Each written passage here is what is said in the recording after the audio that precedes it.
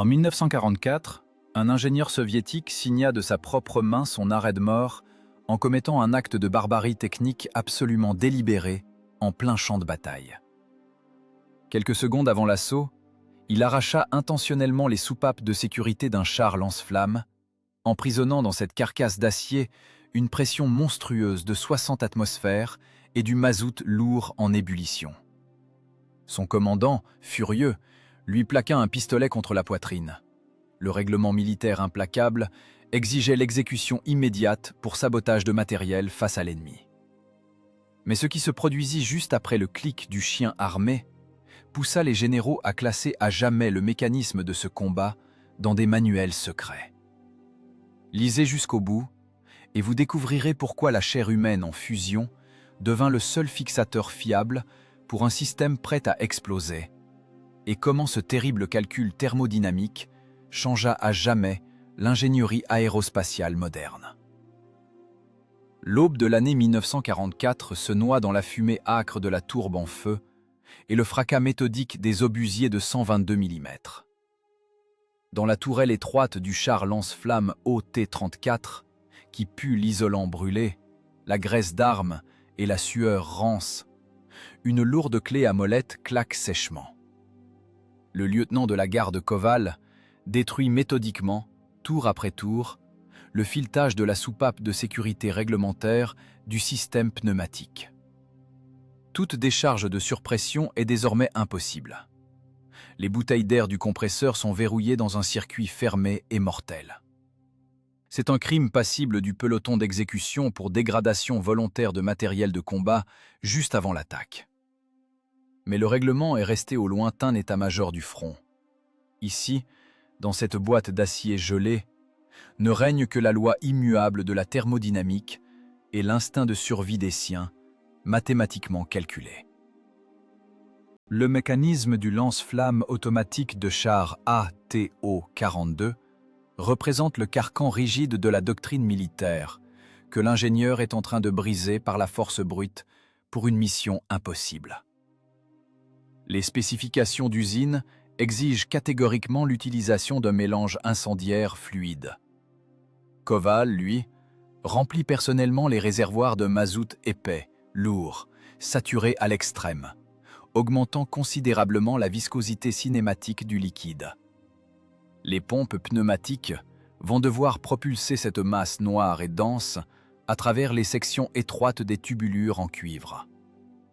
La physique de ce processus se transforme en une sentence sèche et impitoyable pour la mécanique. La résistance hydrodynamique de la conduite d'alimentation triple instantanément. La charge sur les joints dépasse largement les limites de résistance structurelle du caoutchouc technique et des métaux tendres. Tourne la vanne du détendeur à fond. Bloque le retour, ordonne Koval d'une voix sourde, lançant des ordres brefs et hachés à travers le vacarme métallique incessant des douilles vides qui s'entrechoquent dans les chars voisins. Camarade lieutenant, la conduite d'alimentation va péter. Les bouteilles ne tiendront pas la pression. Ça va nous exploser à la figure. Lâche le pilote mécanicien, les yeux rougis par la fumée âcre, fixés sur le cadran du manomètre. L'aiguille fine de l'instrument s'agite dans la zone rouge, enregistrant une montée critique et incontrôlée de la pression de gaz. Elles éclateront, c'est certain. Mais d'abord, on va expulser tout le mélange jusqu'à la dernière goutte. Tourne, mécanicien. Fais sauter la butée d'arrêt, constate froidement le lieutenant. Le blindage frontal en acier vibre sous les explosions proches, mais à l'intérieur du compartiment de combat, une catastrophe d'une toute autre nature, silencieuse et inéluctable, se prépare. 30 tonnes d'acier allié cachent désormais dans leurs entrailles une bombe instable, composée de mazout visqueux et d'air comprimé à l'extrême. Le lourd diesel V2 rugit au ralenti, transmettant une vibration continue au corps du compresseur en marche. Les conduites d'air haute pression émettent un sifflement strident. Le gaz qui s'échappe par des interstices microscopiques sent l'huile de compresseur surchauffée et la mort imminente par asphyxie. La pression de service maximale du système augmente artificiellement à chaque seconde. En ingénieur chimiste chevronné, Kowal connaît précisément la cruelle mathématique du tir à venir. Quand le tiroir de distribution s'ouvrira, l'air comprimé frappera le piston avec une énergie cinétique monstrueuse. Cette énergie détruira le cycle nominal du lance-flamme. Au lieu des 10 litres réglementaires de mélange incendiaire, le système crachera un flux continu et incontrôlé de mazout en feu sous une pression démesurée. C'est un suicide technique soigneusement planifié pour une mission impossible. La pneumatique soviétique n'est physiquement pas conçue pour de telles surcharges. Le cuivre des tuyaux d'alimentation va inévitablement se déformer, s'élargissant sous la tension colossale. Les cordons de soudure des réservoirs se couvriront d'une toile d'araignée de micro-fissures avant même que l'étincelle électrique n'enflamme le jet jaillissant. Chaque nouveau tour de la lourde clé est un risque mathématiquement assumé par un professionnel. Le lieutenant essuie d'un geste brusque, avec un chiffon crasseux, la graisse noire sur ses mains écorchées. Son visage maculé de suie n'exprime absolument rien, si ce n'est une concentration extrême. Les émotions ont été consumées par la compréhension glaciale de la thermodynamique. Pour faire fondre du béton armé, il faut augmenter radicalement la température de combustion. Le mazout visqueux fournira la chaleur nécessaire, et la soupape condamnée assurera la continuité du flux. Le char est devenu une poudrière dont la sécurité est verrouillée à mort, prête à sauter à tout instant. À l'extérieur, la terre gelée tremble sous une préparation d'artillerie ininterrompue. Les ondes de choc frappent le blindage, faisant entrer en résonance les tubes en surtension. À l'intérieur des bouteilles, la pression monte inexorablement. Des milliards de molécules de gaz s'écrasent contre les parois froides, déchirant physiquement la structure du métal. Le mélange épais ondule lourdement sous la pression. Le corps humain n'est ici qu'un maillon extrêmement fragile, chargé de presser la détente au bon moment. L'odeur du mazout brut sature les poumons à chaque inspiration. Le calcul d'ingénieur du lieutenant est terminé. Le mécanisme est armé bien au-delà du point de rupture. Devant l'équipage s'étend un no man's land haché de cratères, arrosé du sang de 2 bataillons. Et cette terre mutilée vient buter sourdement contre un monolithe de béton armé, aveugle et imprenable. Aveugle et imprenable. La cote 108,2 n'est pas un simple point géographique sur une carte d'état-major froissée. C'est une machine d'ingénierie parfaitement conçue pour transformer la chair humaine en une charpie sanglante. Enfoncé dans la terre criblée de cratères, ce point d'appui est constitué de 3 mètres de béton armé de la plus haute qualité. À l'intérieur, un ferraillage d'acier épais comme 2 doigts crée une carcasse capable d'absorber l'énergie cinétique de presque n'importe quel calibre. L'angle d'inclinaison de la dalle frontale a été calculé par les fortificateurs allemands pour que les obus arrivant à grande vitesse ricochent à coup sûr, s'envolant en hurlant vers le ciel de plomb. 3 jours d'attaque incessante, 3 jours d'anéantissement méthodique et froid des vagues d'assaut. La mécanique du processus est d'une simplicité mortelle. Par l'étroite embrasure du blocos, protégé par un volet blindé, les mitrailleuses lourdes crachent un flux continu. La balle blindée de calibre 7,92 mm quitte le canon brûlant à plus de 800 mètres par seconde. Rencontrant sur sa trajectoire les tissus mous du corps humain, elle leur transmet instantanément une énergie cinétique colossale.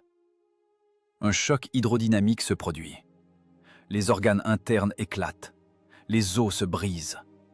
Le tissu musculaire se transforme en une masse informe en une fraction de seconde. Ce n'est pas une tragédie de l'esprit, c'est de la balistique pure en action. L'infanterie se plaque dans la boue. Mais la densité de l'orage de plomb est telle qu'il est physiquement impossible de lever la tête sans recevoir une balle dans le crâne. La moitié du bataillon de tirailleurs est déjà fondue à jamais dans le paysage. Les soldats gisent pêle-mêle avec les racines de pin arrachées par les explosions, les éclats et les douilles vides. L'artillerie de régiment de 45 mm et même les canons divisionnaires de 76 mm envoient obus sur obus en tir direct. Mais la physique des corps solides travaille contre les assaillants. Les obus perforants frappent le béton armé dans un fracas épouvantable, projetant des gerbes d'étincelles vives et soulevant des nuages de poussière grise, ne laissant à la surface que des éraflures blanches et des cratères superficiels. La cinétique de l'acier est absolument impuissante face à l'épaisseur du monolithe. Les ondes de choc se dissipent dans la masse du béton sans causer le moindre tort aux servants des mitrailleuses. Leurs tympans sont protégés par l'isolation acoustique des murs. L'ennemi est sauvé par les lois de la résistance des matériaux.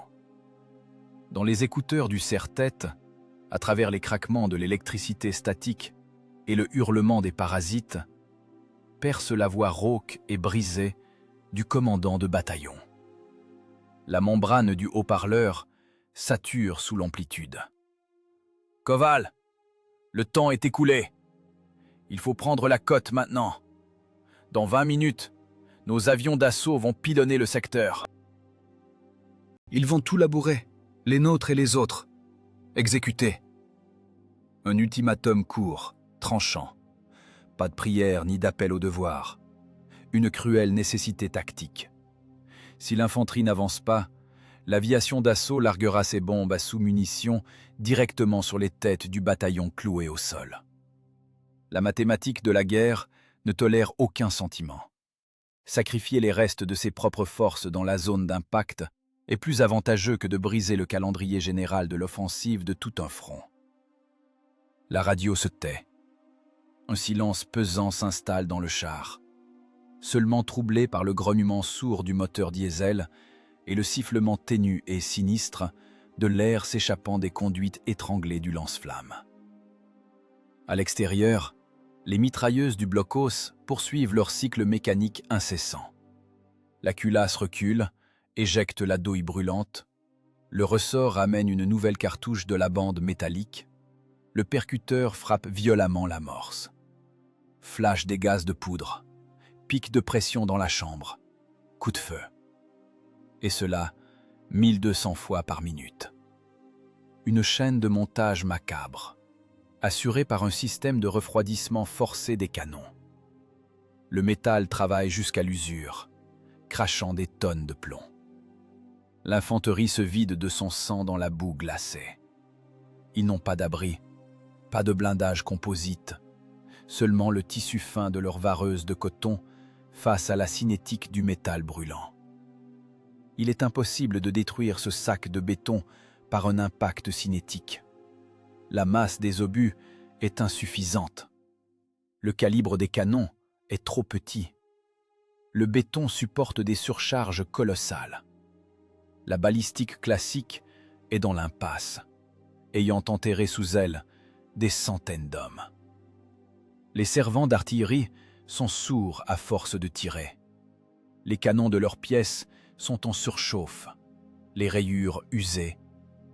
Mais le monolithe tient bon, continuant de semer la mort. La solution du problème se trouve au-delà de la mécanique des corps solides.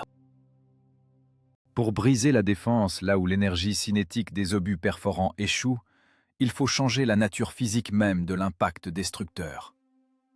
Le béton absorbe parfaitement les chocs, mais il est incapable d'arrêter le transfert thermique. C'est ici qu'entrent en jeu les lois impitoyables de la thermodynamique. Les lois impitoyables de la thermodynamique ne connaissent aucune pitié pour ceux qui sont enfermés dans une enceinte close. Dans le cerveau du lieutenant de la garde Koval, ingénieur chimiste diplômé, s'allume un schéma clair et dénué d'émotion de la répartition de l'énergie thermique.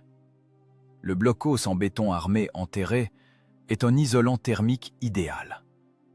L'énergie cinétique des obus d'artillerie s'enlise impuissante dans ces murs de 3 mètres. Mais c'est précisément cette caractéristique de conception qui fait de l'abri un piège mortel. L'espace intérieur est strictement limité par le volume de béton banché.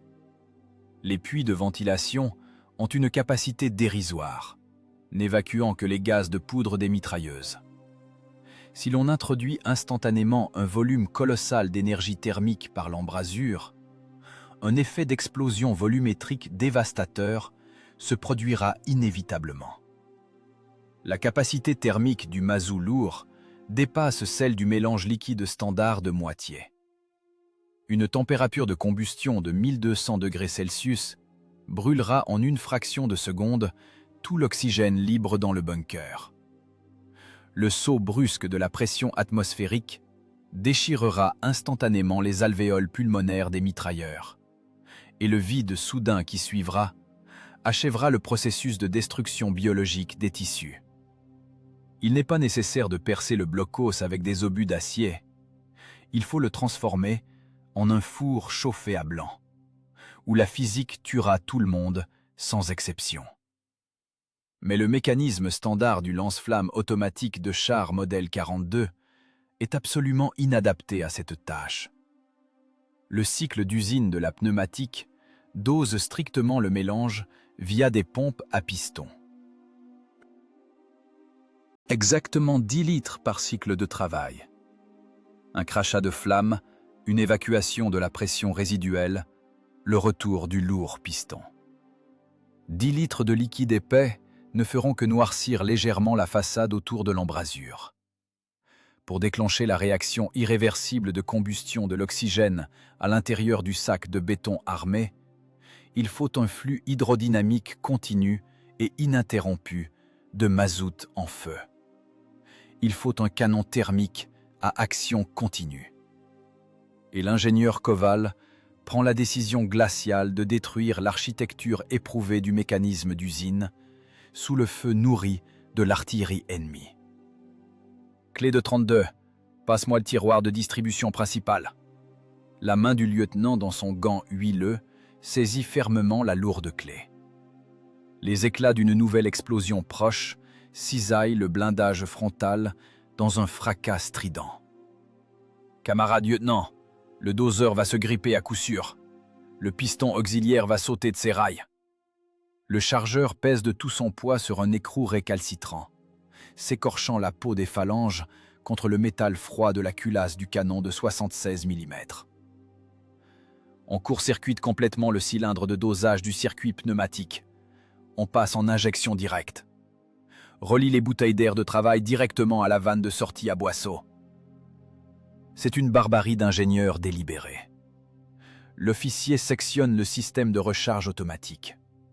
Désormais, l'air comprimé à 50 atmosphères provenant des réservoirs du compresseur poussera directement sur la masse de mazout saturé, l'expulsant d'un seul bloc monolithique. Aucune coupure de sécurité. Aucune pause technologique pour évacuer la surpression.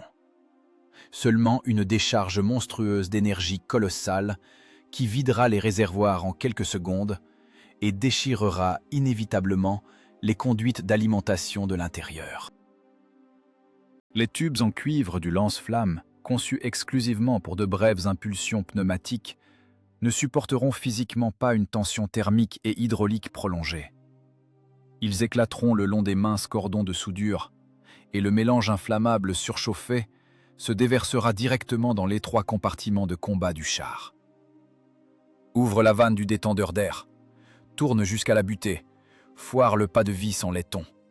La voix de l'ingénieur est sourde, monotone, sans aucune trace de peur. Dans l'espace exigu et saturé de gaz de la tourelle, un craquement métallique lourd retentit. Le plomb du seau d'usine est arraché. Le chargeur, dans un grognement sourd, dévisse le volant récalcitrant de la vanne. L'aiguille fine du manomètre de contrôle entame son mouvement lent et inéluctable au-delà de l'échelle graduée. La pneumatique du char gémit sous la pression critique croissante. L'air atmosphérique comprimé, privé à jamais de toute voie d'évacuation, se transforme en un ressort invisible d'une force destructrice immense. Pression 40 atmosphères, 45. Ça monte sans s'arrêter, rapporte sèchement le chargeur, essuyant la sueur âcre de son front avec une manche noircie par la suie. L'odeur concentrée de mazout brut et d'huile brûlée pique les yeux et brûle la gorge. La température à l'intérieur de la boîte d'acier augmente rapidement à cause du compresseur tournant à plein régime. L'air hurle dans les conduites verrouillées. La viscosité cinématique élevée du mélange incendiaire artisanal est désormais le pire ennemi du système. Le mazout visqueux résiste désespérément à l'expulsion, créant une pression hydrodynamique inverse colossale sur les parois internes des tubes de cuivre. Les lois de la mécanique des fluides travaillent impitoyablement contre l'équipage. Si la section de passage du canon s'avère insuffisante pour l'évacuation instantanée de la masse épaisse, la surpression fera exploser les corps en bronze des vannes avant même le tir. 50 atmosphères, zone rouge dépassée, la conduite siffle. La voix du pilote mécanicien en bas perce à peine le rugissement monotone du moteur diesel de 500 chevaux. Tiens la vanne, cartouche pyrotechnique d'allumage dans le canon. Préparez-vous au départ immédiat. Koval serre fermement la poignée en ébonite de la détente électrique. Le circuit de la cartouche pyrotechnique est fermé. Le système est irréversiblement reconfiguré. La redoutable arme d'usine est devenue une bombe à retardement instable. Absolument toutes les sécurités hydrauliques ont été retirées. À l'intérieur de la carcasse d'acier hurlante de 30 tonnes se trouvent 3 êtres vivants qui ont froidement signé leur arrêt de mort pour l'anéantissement mathématiquement calculé d'un obstacle. Les dernières secondes s'écoulent. Le mécanisme est tendu jusqu'à la limite absolue de la fatigue du métal. Mais à cet instant précis, alors que l'aiguille tremblante du manomètre se fige sur la marque critique, la lourde trappe inférieure de la tourelle s'ouvre brusquement dans un fracas métallique. Dans les entrailles du char qui pue la mort, s'introduit la silhouette du commandant de la compagnie de chars, et sa main se pose fermement sur son étui de pistolet en cuir. La lourde trappe de secours inférieure du compartiment de combat bascule vers l'intérieur dans un fracas métallique sec. L'odeur de la poudre brûlée, du sang frais et de la terre humide retournée s'engouffre instantanément dans l'atmosphère étouffante, saturée de vapeurs toxiques de mazout. Le commandant de la compagnie de chars se glisse dans l'espace exigu. Sa pèlerine crottée d'argile grise s'accroche à la culasse du canon. Le regard du capitaine fixe immédiatement la conduite pneumatique mutilée. Les seaux d'usine en plomb arrachés. Le filetage en laiton des soupapes de sécurité réglementaires massacré par le métal brut. Le tiroir de distribution bousillé par une lourde clé à molette. Et le plus terrible, l'aiguille fine du manomètre de contrôle, figée bien au-delà de la zone rouge, dans le secteur aveugle de la destruction garantie du système. La main du commandant de compagnie se pose instinctivement sur son étui en cuir râpé. Le clic de la boucle en laiton qu'on détache résonne plus fort que les explosions proches des obus de 120 mm qui secouent méthodiquement le sol à l'extérieur. Le métal bronzé du pistolet d'ordonnance luit faiblement dans la pénombre de la tourelle enfumée. Le pouce arme fermement le chien de l'arme. Le claquement de l'acier frappe sèchement les tympans de l'équipage sous tension. Ce n'est pas seulement la menace d'un chef ayant perdu son sang-froid. C'est le verdict d'une cour martiale de campagne, exécutable sur le champ, sans autre forme de procès. Sabotage délibéré du matériel de combat confié face à l'ennemi. Sabotage du mécanisme du lance-flamme automatique. Acte de malveillance en situation de contact de feu continu. Le règlement militaire strict prescrit, de manière directe et non équivoque, l'exécution immédiate. « Qu'est-ce que tu as fait à la machine, lieutenant ? C'est le tribunal. Je te bute ici même. » La voix du capitaine est rauque de rage contenue et de poussière de tranchée incrustée dans ses cordes vocales. Le canon froid du pistolet s'enfonce précisément dans le tissu ignifugé huileux sur la poitrine de l'ingénieur. La mort, sous la forme de 9 grammes de plomb, se trouve à la distance d'une légère contraction musculaire de l'index de l'officier. Le lieutenant de la garde Koval ne fait pas un seul mouvement réflexe pour s'écarter de l'arme pointée sur lui. Son visage, couvert de suie, de poussière de charbon et d'huile de compresseur, reste absolument de marbre. C'est le calme glacial et effrayant d'un homme qui vient de soumettre les lois impitoyables de la physique à sa volonté et qui a déjà transcendé l'instinct animal de conservation. Toute émotion humaine a été évincée par la mathématique sèche et impitoyable de la survie du bataillon. Le cycle nominal de la pompe à piston est de 10 litres de mélange par tir, camarade capitaine. La voix de Koval est d'une monotonie absolue, comme un règlement technique lu lors d'une conférence. Elle couvre sans peine le grondement sourd du diesel de 500 chevaux tournant au ralenti. Ces 10 litres ne produiront qu'un léchage de flammes superficielles sur la façade en béton du blockhaus. Le béton armé de 3 mètres d'épaisseur absorbera cette dérisoire énergie thermique sans le moindre reste. Les servants des mitrailleuses à l'intérieur de la casemate ne sentiront même pas le changement de température. Si nous frappons selon le règlement, nous laisserons là-bas, dans la boue, tout ce qui reste du bataillon de tirailleurs, jusqu'au dernier homme. Le capitaine n'abaisse pas son pistolet.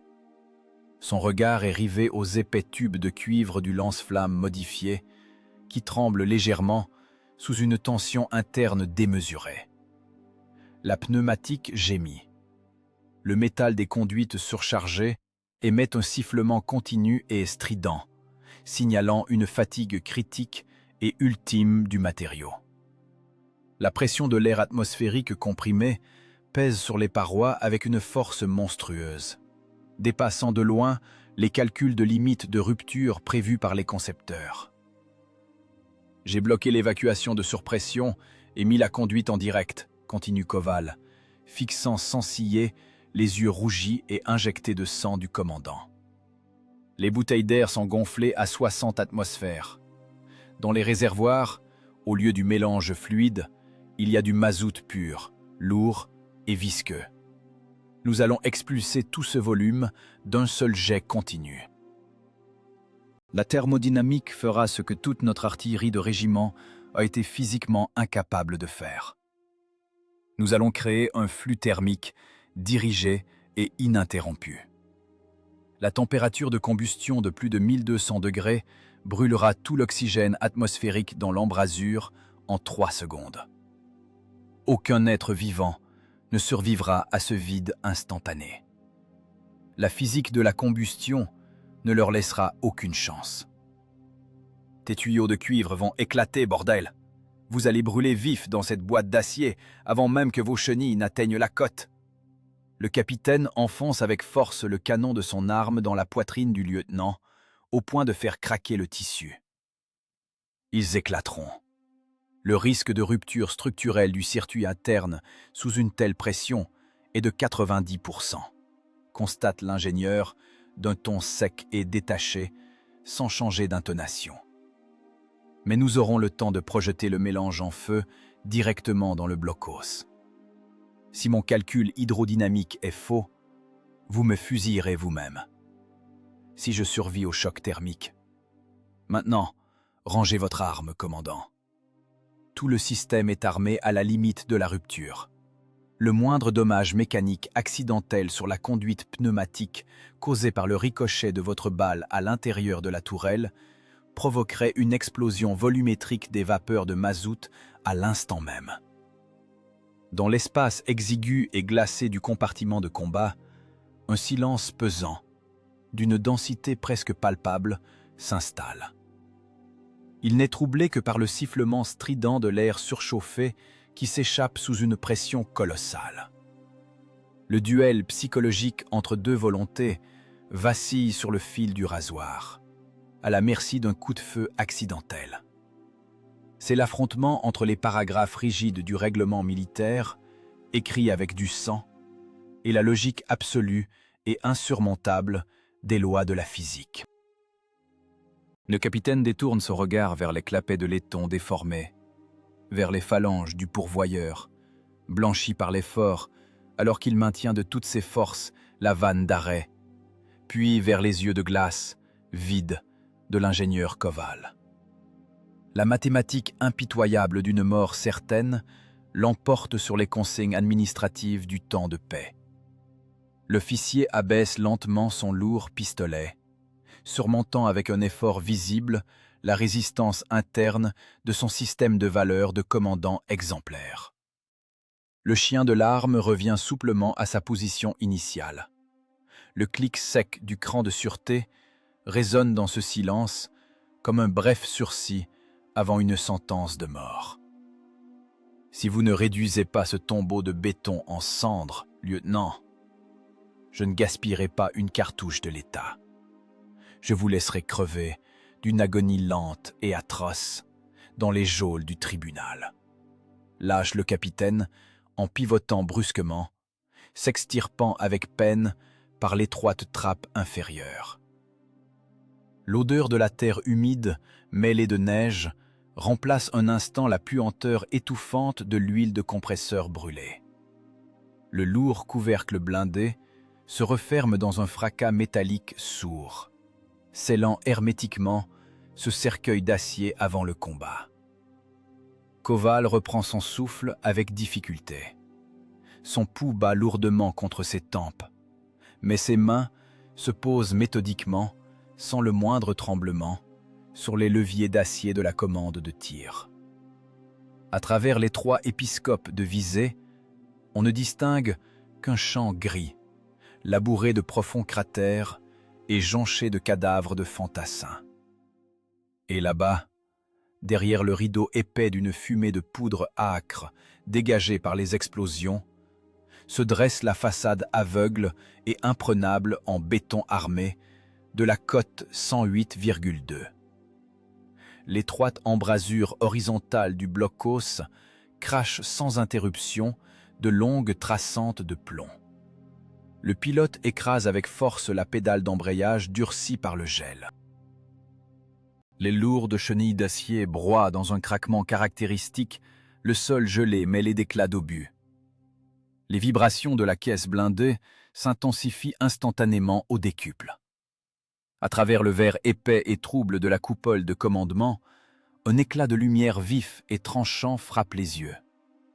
Au-dessus du champ de bataille dévasté, déchirant la chape grise d'un ciel bas, une fusée éclairante verte s'élève. C'est l'ordre irrévocable du début de l'assaut général immédiat. Le temps de l'attente angoissante et des vaines querelles de bureau est révolu. L'heure est au choc cinétique pur, à bout portant.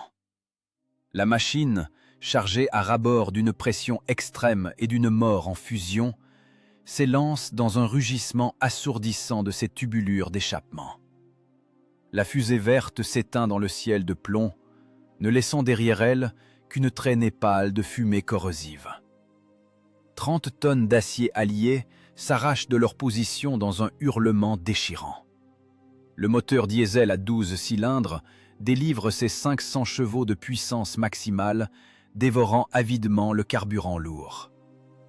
Les chenilles mordent la terre gelée dans un fracas métallique sauvage, broyant sans pitié les ossements humains, les douilles de laiton éjectées et les éclats de fonte des mines. Le char lance-flamme OT-34 prend rapidement de la vitesse, se transformant en un bélier cinétique aveugle.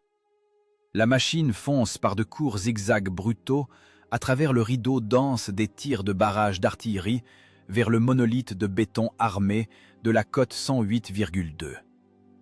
L'ennemi déplace instantanément tout le feu de ses mitrailleuses lourdes sur le blindé qui a percé en avant des lignes. Les balles perforantes de calibre 7,92 mm martèlent le blindage frontal incliné en un roulement de tambour continu.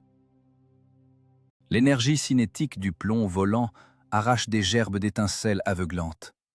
Mais la géométrie du blindage soviétique fonctionne sans faille.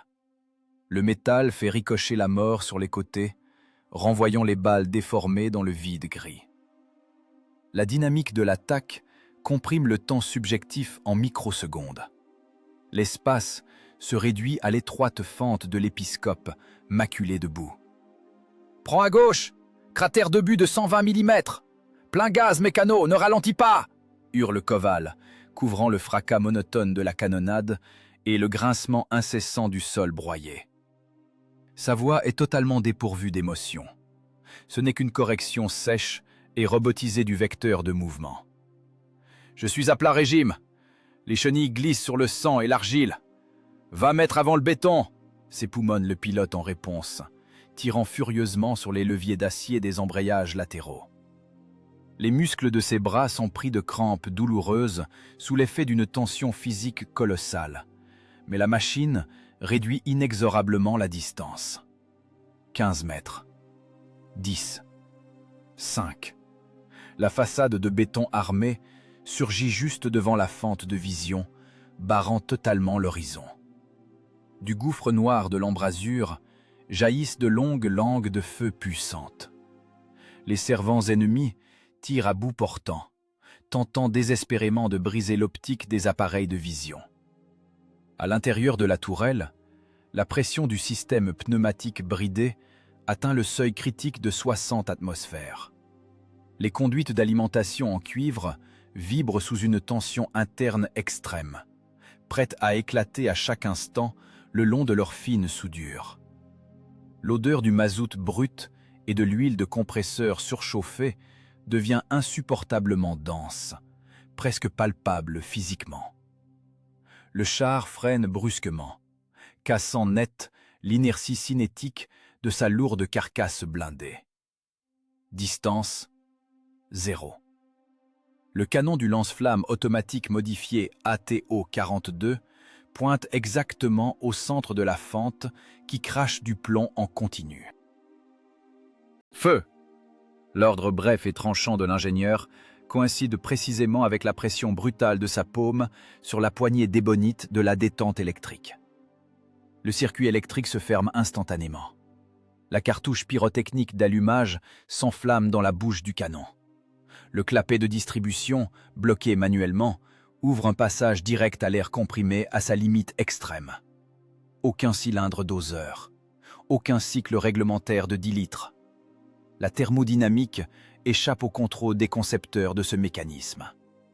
Le gaz comprimé frappe avec une force monstrueuse la masse épaisse et visqueuse du mazout lourd, expulsant tout le volume du réservoir en un seul et unique jet hydrodynamique. Au lieu du bref crachat réglementaire de mélange incendiaire, c'est un flux continu, ininterrompu et rugissant de mazout en flammes qui jaillit du canon. La vitesse d'éjection du jet dépasse de loin toutes les normes de calcul. Le feu liquide sous une pression colossale s'engouffre dans l'étroite fente du bloco ennemi. À l'intérieur, la température grimpe instantanément au-delà de 1200 degrés. Le réduit de béton armé se transforme en une fraction de seconde en un haut fourneau clos. Le mazout lourd ne se contente pas de brûler. Il se répand sur les parois intérieures de l'abri en une masse enflammée collante et impossible à arracher. La physique du processus est ici impitoyable et inéluctable. Pour maintenir une réaction chimique de combustion d'une telle intensité, un volume colossal de comburant est nécessaire. En 3 secondes, le feu consume absolument tout l'oxygène à l'intérieur du bunker. Une zone de vide thermique profond se crée.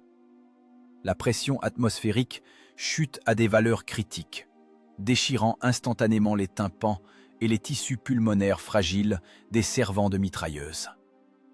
À l'intérieur, les hommes n'ont pas le temps de faire un seul mouvement.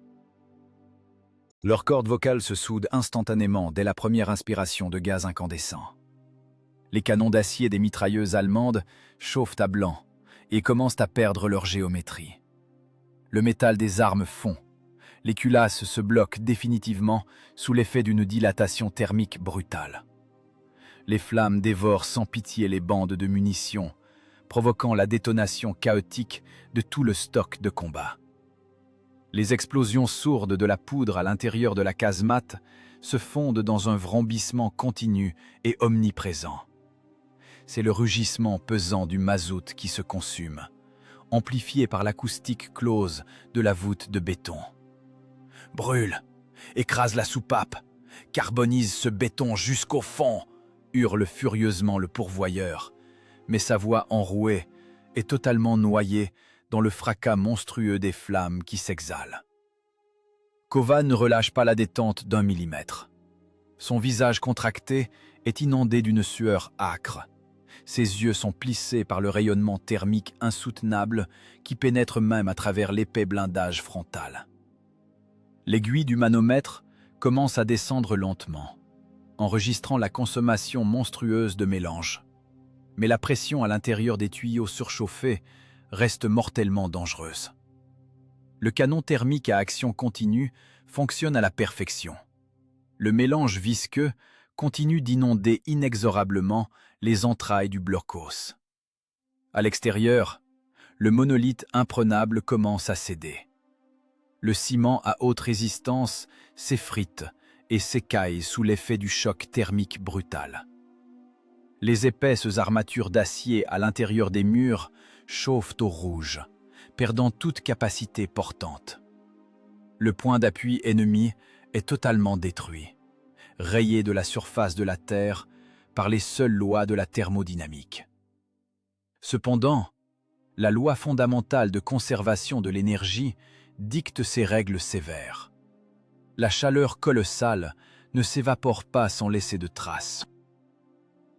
Elle reflue inévitablement par les tubes de cuivre portés à incandescence, droit dans les entrailles exiguës de la machine soviétique. Le béton armé n'a pas résisté au choc thermique dirigé. Mais les tuyaux à l'intérieur du char lance-flammes lui-même résisteront-ils?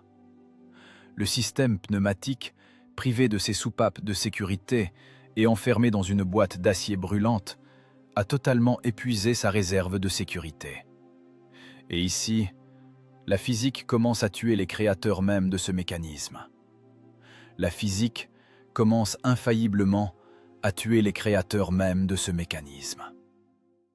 On atteint la 38e seconde d'éjection continue de mélange sous une pression extrême. La norme d'usine de charge sur les unités hydrauliques est dépassée au décuple. L'énergie thermique, ne trouvant pas d'issue suffisante dans l'espace étroit de l'embrasure calcinée du blockhaus, reflue vers la source selon la loi immuable du tirage inversé.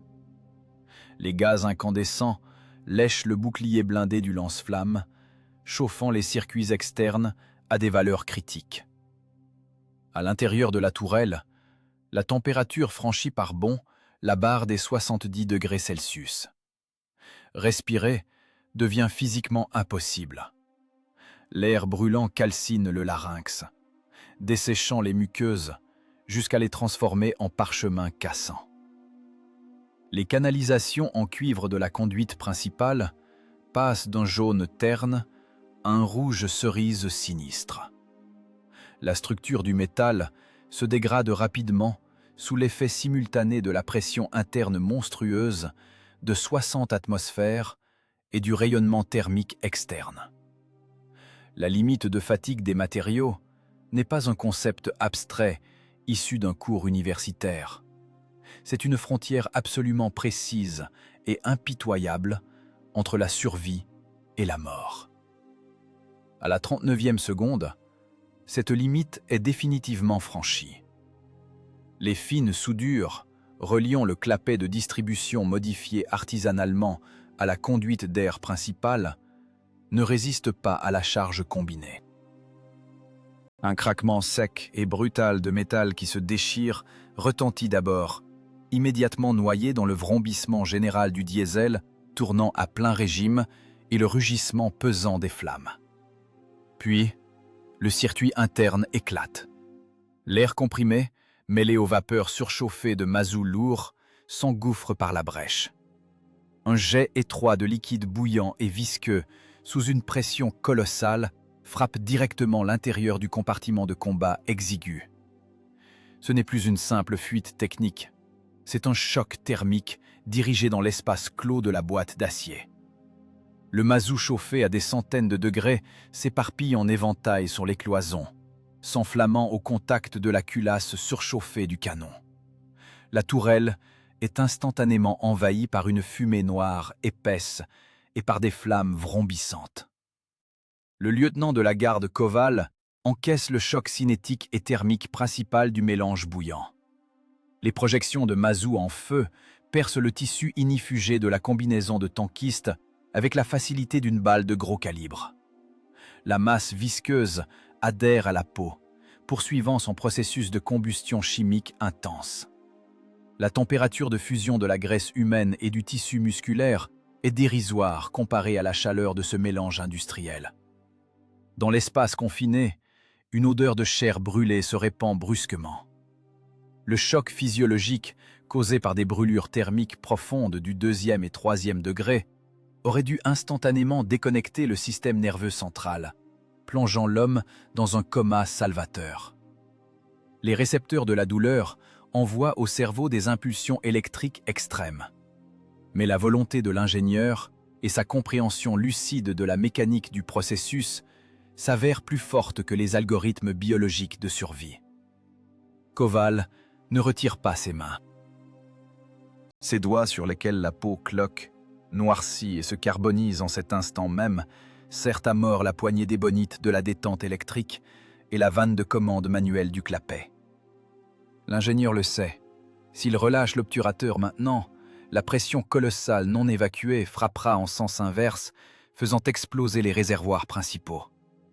30 tonnes d'acier se transformeraient en une explosion volumétrique qui ne laisserait même pas de fragments d'os de l'équipage. « Tiens bon, ne lâche pas, tiens jusqu'à ce que le réservoir soit vide », s'époumonne le pourvoyeur à travers une toux sanglante. Il tente d'étouffer les flammes sur les épaules de son chef avec de lourdes moufles en toile de bâche qui commencent elles-mêmes à fumer et à se consumer sous la chaleur. Koval se tait. Ses mâchoires sont contractées avec une force telle qu'on entend le craquement de l'émail dentaire qui s'effrite. Il est devenu un fixateur biologique vivant. Maintenant, le système pneumatique pour éviter un effondrement catastrophique total. On en est à la 42e seconde du combat. Les derniers litres du mélange mortel s'échappent du canon endommagé vers l'abri détruit dans un râle sifflant et terrifiant. La pression dans la conduite déchirée chute enfin brutalement.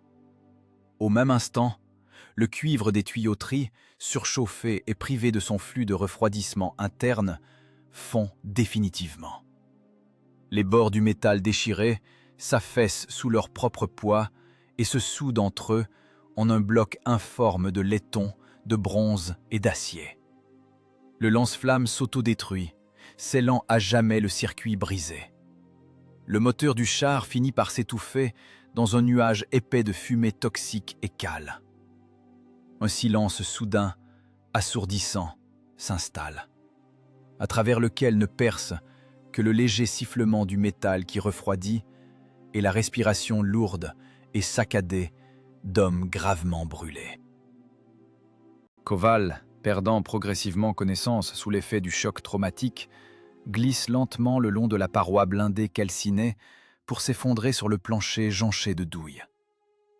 À travers l'épiscope panoramique trouble et couvert de suie grasse, à travers les volutes de fumée de mazout qui se dissipent et la poussière de ciment qui retombe, l'équipage contemple le résultat de son suicide technique. Du monolithe de béton armé imprenable, il ne reste qu'un cratère fondu, noirci et fumant. Et de la boue glacée, labourée par des milliers d'obus, se levant de toute leur hauteur, les fantassins soviétiques survivants s'élancent. Des centaines d'hommes épuisés, en capote grise, se ruent vers la hauteur calcinée dans un rugissement rauque, furieux, inhumain. La mission est accomplie. Les restes du bataillon sont sauvés. Mais les lois de la guerre exigent un rapport bureaucratique rigide pour chaque unité de matériel détruite. Le métal déformé de la tourelle n'aura pas le temps de refroidir que l'affrontement entre la logique de bureau et la physique impitoyable du combat s'enflammera de plus belle. Le métal déformé de la tourelle continue de cliqueter sourdement, libérant l'énergie thermique colossale accumulée dans l'air glacial du matin. Autour de la carcasse noire du char lance-flammes, couverte de suie grasse et de taches de mazout figées, se rassemble une commission d'état-major. Le craquement de la boue gelée sous les bottes de cuir chromé ciré résonne comme une dissonance brutale dans le silence pesant qui a succédé à 3 jours de canonnade ininterrompue. La logique de bureau est venue juger la physique impitoyable du combat. Un colonel du département d'instruction de l'état-major du front grimace de dégoût. Son odorat est agressé par l'odeur épaisse de l'isolant électrique brûlé, du gasoil répandu et par le relent douceâtre et nauséabond de la chair brûlée, incrustée à jamais dans le blindage d'acier. Le lieutenant de la garde Koval se tient debout, s'appuyant lourdement sur le garde-boue endommagé. La moitié gauche de son visage, son cou et ses 2 mains jusqu'au coude sont étroitement enveloppés de bandages médicaux sales. À travers le tissu grossier pointe une sérosité sombre et une pommade jaune épaisse contre les brûlures. Chaque mouvement des muscles brûlés résonne dans son système nerveux comme une douleur puissante et insupportable. Mais le dos de l'officier reste parfaitement droit. Destruction intentionnelle de matériel de combat confié par l'État. Modification arbitraire et grossière de la conception des conduites de gaz du système pneumatique à haute pression avant l'attaque. Débite le colonel d'une voix monotone, lisant les lignes sèches d'un dossier en carton mince, comme s'il enfonçait méthodiquement des clous de fer. Vous avez sciemment incendié le compartiment de combat de l'intérieur. Vous avez totalement mis hors service les pompes, le groupe de pistons et le compresseur d'air. 30 tonnes d'acier allié ont été transformées en ferraille. C'est du sabotage pur et simple, passible du peloton d'exécution, lieutenant. Nous réunirons le tribunal dans 20 minutes, ici même, au bord de ce cratère, selon les lois du temps de guerre. Koval se tait. Ses yeux enflammés fixent un point au-delà de l'officier d'état-major. Mais à cet instant, un général de brigade des troupes blindées intervient. D'un mouvement d'épaule pesant, il écarte sans un mot l'enquêteur et ses papiers. Le général aux cheveux gris ne s'intéresse absolument pas aux paragraphes d'encre du règlement, à la préservation des vannes de bronze ou à l'intégrité des tubes de cuivre. Seul le résultat tactique concret obtenu sur le terrain lui importe. Le général pivote et, enfonçant de ses bottes les douilles dans l'argile, se dirige d'un pas lourd vers le cratère noir béant. Là où, hier encore, se dressait la hauteur aveugle 108,2 crachant du plomb en continu. L'inspection d'un ouvrage fortifié et détruit n'est pas une contemplation passive. C'est un contact physique brutal avec les conséquences de températures extrêmes. Les semelles des lourdes bottes du général écrasent dans un grincement sinistre des scories grises et poreuses. Ce qui, au petit matin, était encore un béton armé monolithique de 3 mètres d'épaisseur, s'effrite désormais sans résistance sous les pas, comme de la craie desséchée. La structure cristalline de l'armature d'acier a été totalement annihilée par le choc thermique colossal.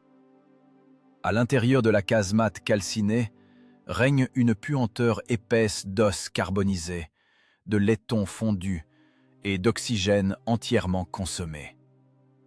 Les mitrailleuses lourdes de l'ennemi ont perdu leur géométrie et se sont transformés en blocs informes de métal bleui, soudés à jamais. Les culasses des armes ont coulé en gouttes d'acier figées. De la poussière de béton tombe du plafond brûlé à chaque mouvement. Le général se penche, ramasse un morceau de la voûte grise, et celui-ci se désintègre instantanément en une fine poussière abrasive dans son épais gant de cuir. La logique rigide de bureau subit une défaillance critique face à la thermodynamique pure et impitoyable. Faites votre rapport, lieutenant, sec et factuel, sans lyrisme réglementaire ni justification. Comment exactement avez-vous fait fondre cette boîte en béton armé? Nos obusiers de 120 mm n'ont laissé que des éraflures blanches sur cette façade pendant 3 jours, lance le général d'une voix sourde, qui résonne dans l'espace clos du blocos anéanti. Koval fait un pas lent en avant. Les bandages sur son visage se tendent à l'extrême, menaçant de craquer sous la pression de la chair enflammée. L'impulsion pneumatique standard ne délivre que 10 litres de mélange par cycle de travail. C'est critiquement insuffisant pour modifier brutalement le régime thermique à l'intérieur d'un volume isolé, explique l'ingénieur d'une voix détachée, comme s'il donnait un cours de physique appliquée. J'ai physiquement bloqué la soupape de décharge de surpression du compresseur. J'ai porté la tension mécanique dans les bouteilles d'air à la valeur critique de 60 atmosphères. Nous avons utilisé du mazout épais sursaturé au lieu du mélange incendiaire réglementaire pour augmenter considérablement la viscosité cinétique et la température de combustion limite. Tout le volume des réservoirs a été expulsé en un seul flux hydrodynamique continu. La pression et la température extrêmes ont brûlé tout l'oxygène atmosphérique en 3 secondes, créant un vide thermique mortel. Les conduites principales en cuivre du système pneumatique ne pouvaient physiquement pas supporter une telle charge combinée et ont logiquement éclaté de l'intérieur, exactement comme le prévoyait mon calcul mathématique. Le colonel du service d'enquête ouvre à nouveau la bouche pour énumérer avec hystérie les articles du règlement militaire passibles du peloton d'exécution et fustiger le gaspillage irrémédiable d'un cuivre si coûteux. Mais le général lève brusquement une main tranchante, coupant l'officier d'état-major au milieu de sa phrase. « Un calcul mathématique », ricane sombrement le général, en fixant l'acier noirci, à jamais soudé par la chaleur, des lance-flammes allemands. « Tu n'as pas simplement brisé une machine, lieutenant. Tu as plié les lois de la physique elle-même pour extraire le bataillon de ce hachoir à viande. Que la défaillance du système pneumatique soit immédiatement portée au compte des dommages de combat infligés par le feu des mitrailleuses ennemies. Annuler la procédure du tribunal. Préparer le décret pour l'ordre du drapeau rouge au nom du lieutenant. Et envoyez-le à l'hôpital de campagne sur le champ, avant que la septicémie ne gagne les tissus brûlés. » Les officiers d'état-major marmonnent entre leurs dents, rangeant précipitamment leurs dossiers cartonnés pour les protéger d'une neige fine et cinglante qui commence à tomber. L'absurdité de ce procès bureaucratique s'est fracassée contre le monolithe austère des lois de la thermodynamique. L'audace de l'ingénieur et le sang-froid du calcul l'ont emporté sur la mort aveugle dans ce champ labouré par les cratères. Mais la guerre laisse à jamais ses profondes déformations structurelles dans l'âme des hommes. Les brûlures sur le corps se refermeront avec le temps en cicatrices rugueuses et insensibles. Le mazout mortel du front et les douilles jonchant le sol céderont inévitablement la place au feu industriel, pacifique, mais non moins féroce. Cependant, la pression interne démesurée, l'habitude de travailler à la limite absolue de la fatigue du métal et la volonté de briser tous les règlements de papier resteront dans le sang de l'ingénieur jusqu'à la fin de ses jours. Devant lui, l'attend d'une ville meurtrie et un labeur lourd, incessant, au contact du métal en fusion. Ce travail acharné avec le métal incandescent se poursuit dans le Kharkiv dévasté de l'année 1946. Le mazout du front a définitivement laissé place au feu industriel furieux. Mais les lois fondamentales de la thermodynamique sont restées immuables. L'atelier de construction mécanique lourde, à moitié détruit, est une gigantesque carcasse de béton balayée par des courants d'air glacés, au centre de laquelle vrombit un massif mécanisme thermique. L'immense four Martin émet un bourdonnement sourd et vibrant. La voûte tremble sous la tension thermique continue. Une température de 1600 degrés Celsius liquéfie la ferraille en une masse d'un blanc aveuglant.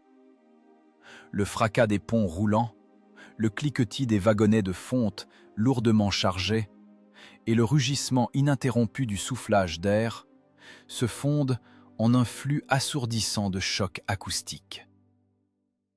L'usine est comme un char aux dimensions colossales, où les hommes font office de fragiles fusibles biologiques pour de massifs assemblages d'acier. L'ancien lieutenant de la garde, aujourd'hui ingénieur technologue principal, Koval, se tient devant le Judas du four. Les flammes qui s'en échappent frappent son visage d'un rayonnement infrarouge brutal. Sur le côté gauche de son cou, s'enfonçant sous le col rigide de son bleu de chauffe en grosse toile, rougeoie une cicatrice kéloïde épaisse et bosselée. La peau de ses mains est tendue, luisante, totalement dépourvue de pigments, résultat d'une nécrose profonde des tissus due au contact direct avec un carburant surchauffé jusqu'à l'ébullition. Dans l'atelier, tous les ouvriers sont convaincus qu'il s'agit d'un accident du travail typique, survenu lors d'une percée soudaine de l'étier liquide d'une poche de coulée pendant une fonte défectueuse. L'ingénieur ne perd jamais de mots pour démentir cette légende. Il cache soigneusement les séquelles destructrices de la guerre sous une couche de poussière de graphite et de vaseline technique. Camarade ingénieur principal, la pression dans les réservoirs a chuté. La station de compression ne fournit pas la puissance prévue. La coulée s'éternise dangereusement. La composition chimique de l'acier s'altère, hurle le chef d'équipe, forçant ses cordes vocales pour couvrir le lourd fracas de la charge métallique déversée. Bloque la soupape de décharge. Envoie tout le mélange d'oxygène directement dans les tuyères, ordonne Koval d'un ton sec, par phrases hachées, sans détacher son regard plissé de la tache blanche éblouissante du métal en fusion. Le règlement de l'usine interdit l'injection directe. Les soudures sur les vieilles conduites d'air ne supporteront pas le coup de bélier. La conduite va exploser juste au-dessus des postes de travail. Le chef d'équipe recule d'un pas, essuyant son visage couvert de suie. Les tubes d'acier supporteront une surcharge temporaire d'1,5 atmosphère. Ouvre la vanne à fond. Nous avons besoin d'une température extrême pour brûler le carbone, pas de préserver de vieux tuyaux. Exécuté, assène l'ingénieur. C'est exactement la même audace d'ingénieur rodé dans un char gelé. Le plan d'État exige la livraison immédiate d'acier allié, et l'équipement usé est physiquement incapable d'assurer le régime thermique nécessaire dans le cadre des normes de sécurité. Koval s'approche silencieusement du lourd volant en fonte de la vanne principale. Ses mains brûlées serrent le métal glacé avec une force telle que ses articulations mutilées craquent. La vanne tourne dans un long grincement métallique, ouvrant totalement la section interne du tuyau. L'aiguille fine du manomètre de contrôle sur le mur de briques bondit vers la droite, quittant instantanément la zone verte de sécurité.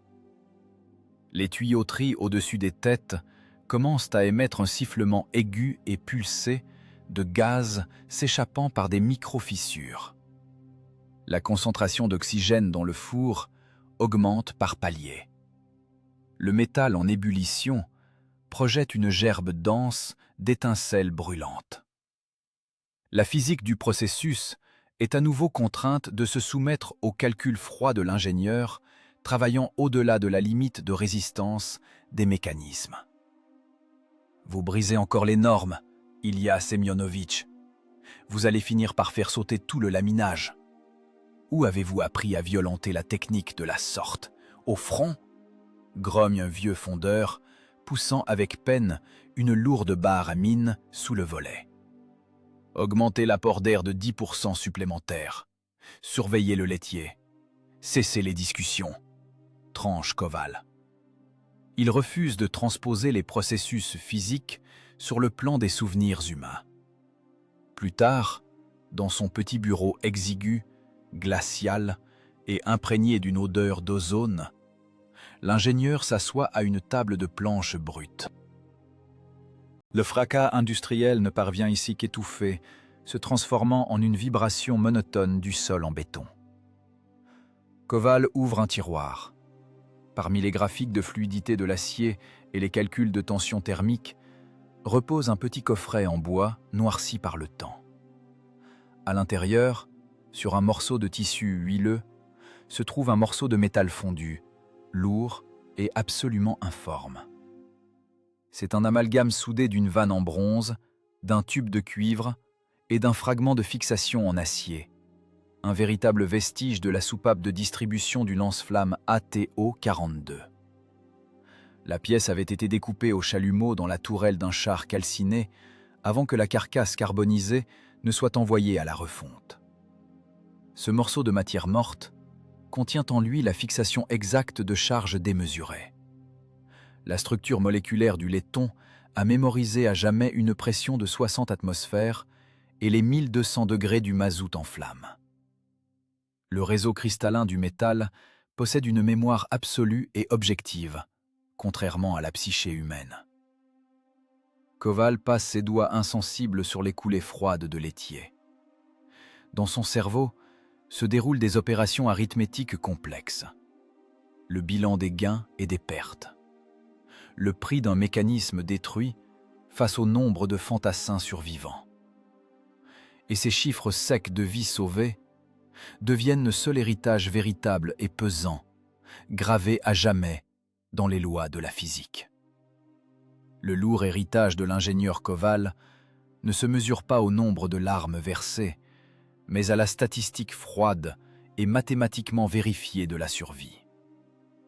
Le choc des mottes de terre gelées contre le couvercle verni du cercueil de sapin résonne comme les battements méthodiques d'un métronome. La gravité tire inexorablement la lourde caisse de bois au fond d'une fosse profonde. Le frottement des cordes de chanvre épaisses contre les bords du sol gelé émet un son grave et grinçant.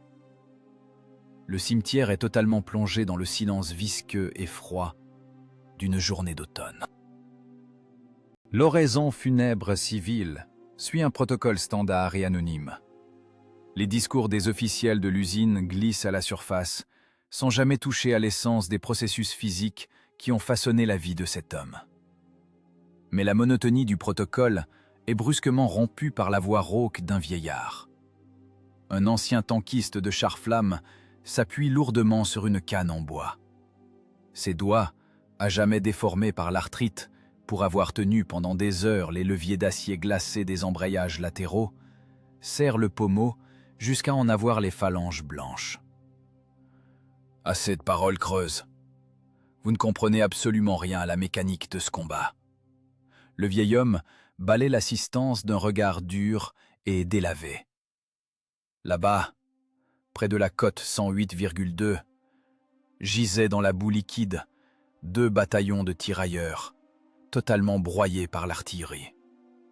La cinétique du feu des mitrailleuses hachait méthodiquement la chair humaine. Si le commandant n'avait pas bloqué fermement la soupape de sécurité du système pneumatique, s'il n'avait pas envoyé dans les minces tuyaux de cuivre une pression colossale de 60 atmosphères, nous aurions tous été rayés de la surface de la Terre. Il a sciemment pris sur lui la mort du mécanisme et la chaleur du mazout bouillant. Et sa mathématique thermodynamique a donné un résultat absolument exact.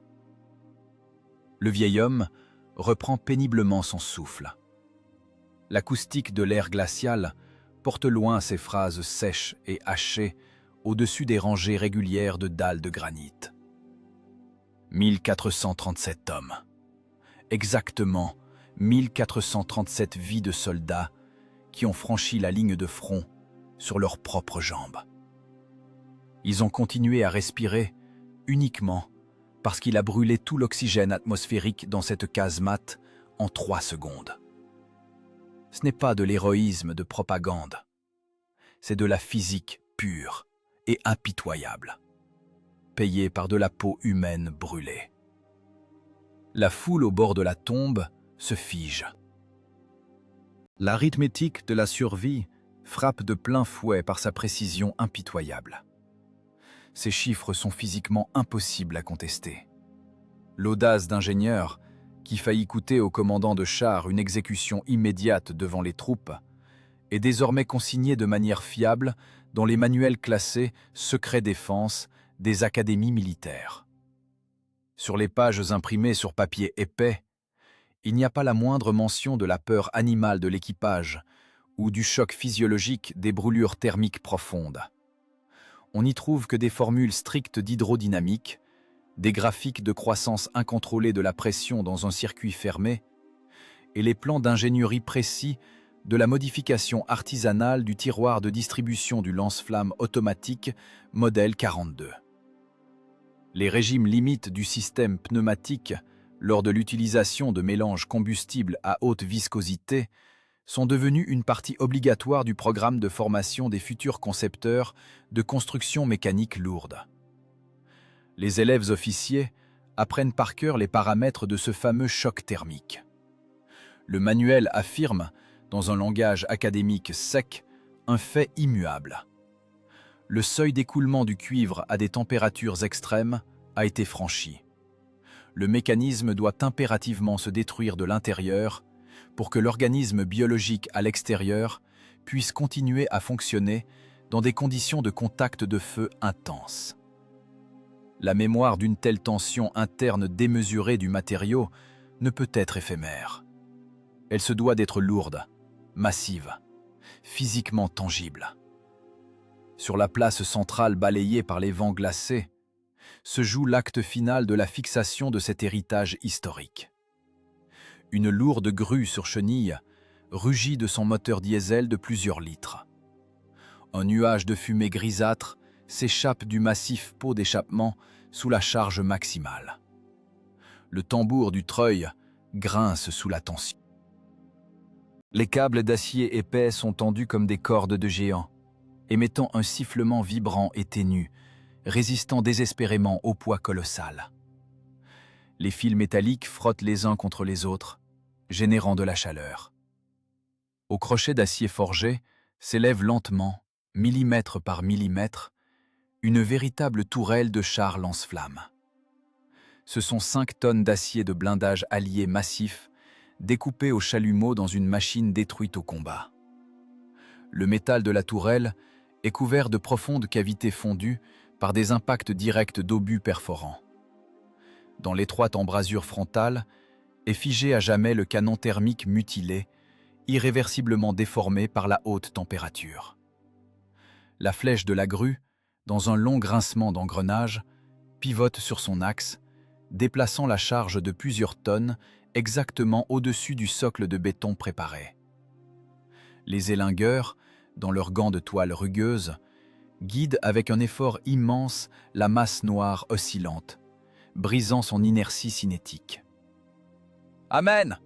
Lâche du câble petit à petit! Aligne sur l'axe central de l'anneau de pause !» s'époumonne le chef de chantier, faisant des gestes tranchants et saccadés de la main. La tourelle s'abaisse sur la base armée dans un fracas métallique assourdissant. L'impact de 5 tonnes de métal contre le béton à haute résistance engendre une onde acoustique puissante. Une lourde vibration se transmet instantanément par le sol à des dizaines de mètres à la ronde. De gros boulons d'ancrage en acier fixent à jamais la structure. Ce morceau de blindage déformé est désormais soudé pour toujours à la géométrie de l'espace urbain. La structure moléculaire du métal conserve fidèlement les traces objectives des surcharges extrêmes, du choc thermique et de ce moment critique où un homme, par la force de son calcul mathématique, a forcé les lois physiques à travailler au-delà du possible. Le relais de l'ingénieur est inévitablement transmis plus loin dans la ligne du temps, là où des mécanismes aux vitesses totalement différentes se heurteront à nouveau à la limite de leur résistance structurelle. Des mécanismes aux vitesses totalement différentes se heurtent à nouveau à la limite de leur résistance structurelle des décennies plus tard. Un polygone d'essais aérospatiaux tremble sous un choc acoustique lourd et continu. Un bunker souterrain, coulé dans des milliers de mètres cubes de béton à haute résistance, isole du monde extérieur une énergie destructrice colossale. Derrière une vitre blindée multicouche d'un demi-mètre d'épaisseur, un turboréacteur expérimental se débat dans les mâchoires de ses fixations sur un massif banc d'essai en acier. À l'intérieur du carter en titane fait rage une tempête de feu contrôlée. Le compresseur haute pression aspire l'air atmosphérique avec une force monstrueuse, le comprimant jusqu'à des valeurs critiques avant de l'envoyer dans la chambre de combustion. Les injecteurs pulvérisent du kérosène d'aviation sous une pression énorme. L'arbre du rotor tourne à une vitesse de dizaines de milliers de tours par minute. Les aubes de la turbine subissent une charge centrifuge colossale et une tension thermique extrême. La température du flux de gaz sortant dépasse les 1500 degrés Celsius. Un mur de moniteurs numériques de télémétrie enregistre en continu les paramètres de cet ensemble thermique de haute technologie. Sur le pupitre de commande principal, des indicateurs rouges alarmants clignotent. Les algorithmes de sécurité électronique donnent l'alerte. Le complexe de calcul du banc d'essai constate froidement une impasse physique. Une augmentation supplémentaire de la pression dans la chambre de combustion entraînera inévitablement un pompage, une rupture du flux gazodynamique et une destruction catastrophique du rotor. Le modèle informatique prédit une rupture garantie des aubes en titane due à la fatigue critique du métal. Le système numérique exige l'arrêt immédiat des essais et la réduction du régime de la turbine à des valeurs de fonctionnement sécurisées. Réduis les gaz. La télémétrie indique une dilatation thermique critique de la turbine. On a franchi la ligne rouge. Le titane va couler. La voix de l'ingénieur d'essai se brise en un cri, tentant de percer le vrombissement basse fréquence qui fait vibrer ses organes internes. Ses mains se tendent avec panique vers l'interrupteur d'arrêt d'urgence, protégé par un capuchon en plastique. Maintenir le régime. Bas les pattes du pupitre. C'est un algorithme logiciel aveugle qui joue la sécurité, tranche Oleg, le concepteur principal du projet. Son regard est rivé au graphique tremblant de l'amplitude des vibrations. Le règlement du banc d'essai interdit catégoriquement de dépasser le seuil de température. On va exploser avec tout ce béton armé, Oleg. La pression dans le compresseur est démesurée. L'opérateur recule devant le panneau de contrôle, incapable de résister à l'assaut des avertissements électroniques. Le concepteur ne répond pas. Sur le bord de son bureau métallique, à côté des épais dossiers de calcul de résistance des matériaux, repose un objet lourd et absolument informe. C'est un morceau de laiton, de bronze et de cuivre, soudé par la chaleur. Un artefact fondu, découpé dans la soupape de distribution d'un lance-flammes de char modèle 1944.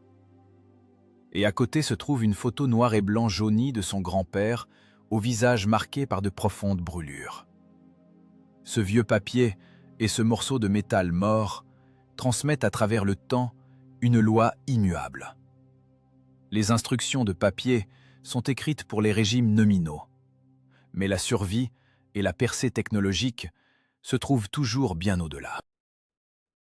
Les capteurs électroniques du banc d'essai mesurent en ce moment même la peur de la destruction intégrée dans les algorithmes, et non la limite réelle de résistance de l'alliage.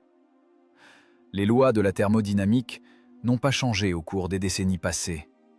Seule la vitesse du flux de gaz et la composition chimique du carburant ont évolué. Oleg fait un pas brusque en avant. Ses doigts agrippent fermement la massive manette métallique des gaz, ignorant totalement le verrouillage automatique. Il brise physiquement le sceau numérique de la limitation électronique, passant la commande du banc d'essai en mode manuel, sans aucune restriction. Je déconnecte la sécurité logicielle. J'augmente la pression dans la chambre de combustion de 15% au-dessus du maximum prévu.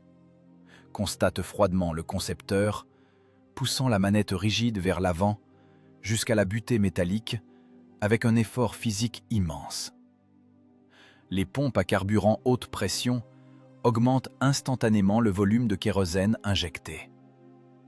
Derrière l'épaisse vitre blindée, le turboréacteur émet un hurlement assourdissant et perçant. Le son passe par paliers à une fréquence aiguë extrême, capable de déchirer des tympans non protégés. Le jet de gaz incandescent sortant de la tuyère change de couleur, passant d'un bleu transparent à un blanc éblouissant. Le sol en béton du bunker d'essai tremble.